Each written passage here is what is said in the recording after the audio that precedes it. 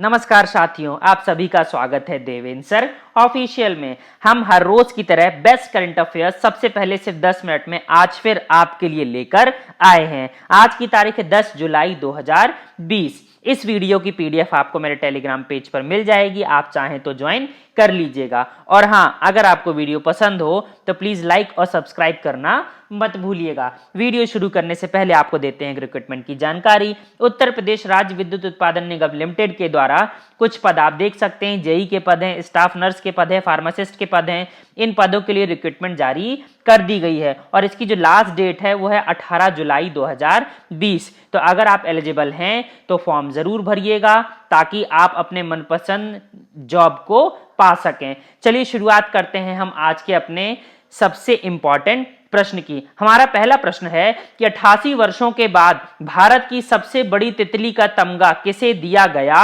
है। यह question very very important है। मुझे ऐसा लगता है कि सेंट्रल लेवल पर इट मींस यूपीएससी में यह प्रश्न पूछे जाने की संभावना बनती है, क्योंकि ऐसे प्रश्नों को ज्यादा हाईलाइट में रखता है यूपीएससी। तो आपसे जब सेंट्रल में प्रश्न बन सकते हैं तो फिर स्टेट गवर्नमेंट में तो बनने ही चाहिए। मैं इसका फिर से रिपीट करता हूं प्रश्न कि 88 वर्षों के बाद भारत की सबसे बड़ी तितली का तमगा किसे दिया गया है। तो हिमालय में पाई जाने वाली गोल्डन बर्डविंग तितली, इसे कहा गया है भारत देश की सबसे बड़ी तितली। 194 मिलीमीटर के पंखों वाली यह मादा गोल्डन तितली सामने आई है। उत्तराखंड के पिथौरागढ़ जिले के दीदीहाट कस्बे में यह देखी गई है। इसका जो मेल है रहता है वो छोटा होता है 106 मिलीमीटर का, लेकिन फीमेल यहाँ पर क्या है आप देख सकते हैं जस्ट डबल आकार की, बहुत बड़ी आकार की तितली सामने देखने को मिली है।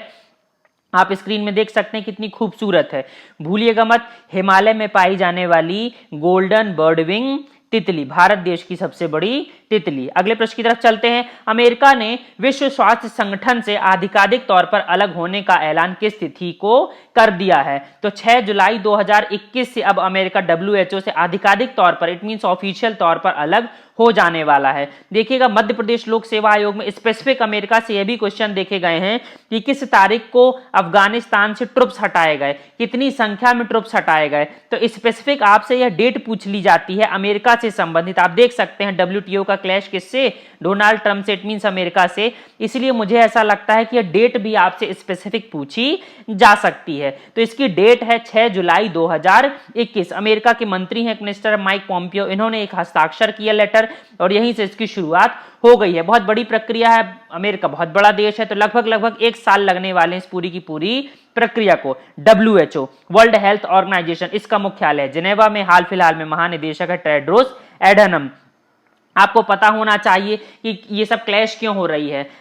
अमेरिका बार बार यह आरोप लगाता रहा है कि डब्ल्यूएचओ ने जो कोरोना वायरस है उस पर चीन का साथ दिया और बहुत पहले ही डिटेक्ट कर ली गई थी यह बीमारी चीन में। उसके बावजूद बहुत हल्के में लिया डब्ल्यूएचओ ने इस बीमारी को, और जो आम जनता है, जो पूरा का पूरा वर्ल्ड है, जो डब्ल्यूएचओ की तरफ देखता है किसी महामारी के लिए, उस तक उन्होंने सही समय पर जानकारी नहीं पहुंचाई, जिससे 1.5 लाख से भी ज्यादा लोग मर चुके हैं।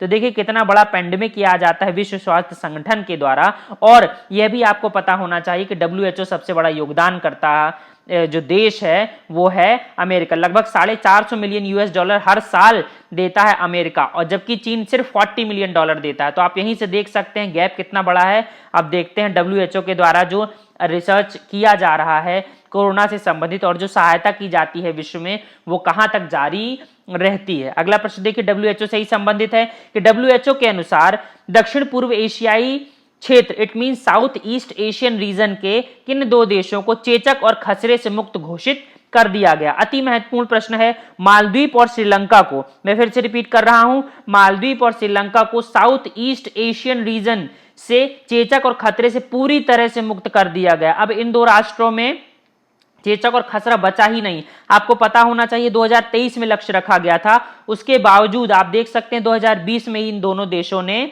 इस महत्वपूर्ण लक्ष्य को प्राप्त कर लिया है। अति महत्वपूर्ण है, आप देख सकते हैं दोनों की ज्योग्राफिकल लोकेशन, श्रीलंका की लोकेशन और हिंद महासागर में जो द्वीपीय एक राष्ट्र है मालदीव, इसकी आप लोकेशन को देख सकते हैं। आपको पता होना चाहिए जब तक 3 साल तक किसी भी प्रकार के कोई मामले सामने नहीं आते हैं तभी जाकर ऐसी घोषणा की जाती है। श्रीलंका के राष्ट्रपति हैं गोटाबाई राजपक्षे, उन्हीं के जो भाई हैं महेंद्र राजपक्षे वही वहां के क्या है, प्रधानमंत्री है, राजधानी है श्री जयवर्धनम कोट्टे, श्रीलंकाई रुपया यहाँ पर उपयोग किया जाता है। मालदीव, मालदीव की राजधानी है माले, रुपया है मालदीवियन रूफिया और राष्ट्रपति इब्राहिम मोहम्मद सोलेह। अति महत्वपूर्ण हो जाता है यहाँ पर WHO।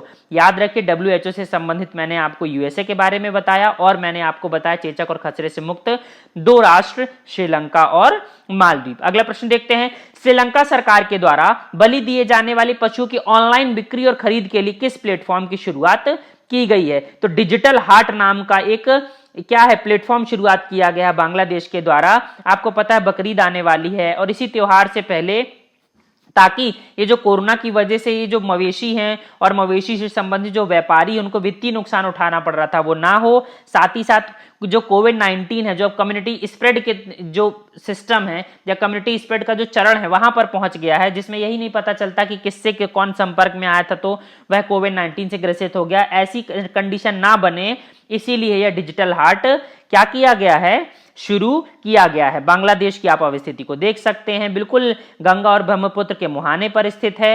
भारत देश से इसकी सीमाएं सर्वाधिक लगती हैं और भारत देश, यह प्रश्न भी पूछा जाता है कि कौन से देश की सीमाएं भारत देश से सबसे ज्यादा लगती हैं, तो वो है बांग्लादेश। लगभग 4200 किलोमीटर के आसपास की सीमा रेखा लगती है। अगला प्रश्न देखते हैं, DRDO ने आकाश मिसाइल वेपन सिस्टम भारतीय सेना का जो वेरिएंट है इसके लिए लाइसेंस और ट्रांसफर ऑफ टेक्नोलॉजी एग्रीमेंट पर किसके साथ हस्ताक्षर किए हैं? तो DRDO ने इस आकाश मिसाइल के लिए BDL भारत डायनेमिक्स लिमिटेड के द्वारा हस्ताक्षर किए हैं। अति महत्वपूर्ण हो जाता है यहाँ पर DRDO का मुख्यालय नई दिल्ली में, अध्यक्ष हैं डॉक्टर G सतीश रेड्डी। इसके अलावा आप देख सकते हैं भारत डायनेमिक्स लिमिटेड को, इसका मुख्यालय पड़ता है हैदराबाद तेलंगाना में और इसके हाल फिलहाल में प्रमुख हैं सिद्धार्थ मिश्रा। आप देख सकते हैं Akash missile, surface to air missile, SAM का फुल फॉर्म है सरफेस टू एयर मिसाइल। इसके अलावा भारत डायनेमिक्स लिमिटेड के लोगों को आप साइड में देख सकते हैं। और आकाश मिसाइल आपको पता है, आकाश मिसाइल भारत में निर्मित पहली मध्यम श्रेणी की सरफेस टू एयर मिसाइल है जो अलग अलग जगहों पर कई लक्ष्यों को भेदने में सक्षम है। 860 मीटर पर सेकंड की इसकी रफ्तार है। DRDO ने इसे डिजाइन किया था। बहुत इजी गोइंग में जेट, ड्रोन और सतह से हवा में मार करने वाली मिसाइलों को बहुत आसानी से लक्ष्य कर सकती है। जो मोबाइल लॉन्चर रहते हैं जैसे कि ट्रेन या ट्रक, उनसे भी इसे बहुत आसानी से चलाया जा सकता। आकाश मिसाइल किसके द्वारा? DRDO के द्वारा, defence research and development organisation.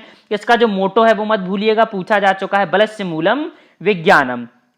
Very important प्रश्न। अगला प्रश्न देखते हैं हम, व्यापक टेस्टिंग के लिए कॉम्पैक्ट SL नामक सिस्टम किसके द्वारा लॉन्च किया गया है? तो यह कॉम्पैक्ट SL नामक एक सिस्टम है, व्यापक टेस्टिंग के लिए कोरोना के लिए जारी किया गया माइलैब डिस्कवरी सॉल्यूशंस के द्वारा।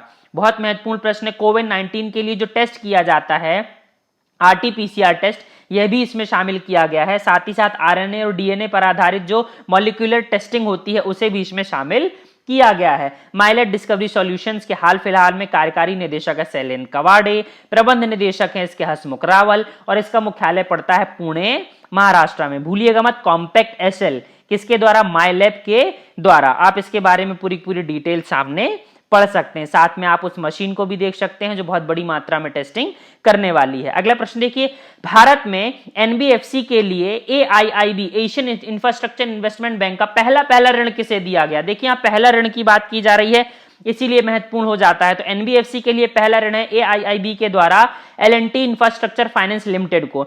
लगभग $50 मिलियन का ऋण अभी देने की घोषणा करी है। आपको याद होगा कुछ दिन पहले $100 मिलियन यहां पर बात की गई थी ऋण की, उसी की पहली किस्त है $50 मिलियन जो दे रहा है एशियन इंफ्रास्ट्रक्चर डेवलपमेंट बैंक। किसको दे रहा है भाई?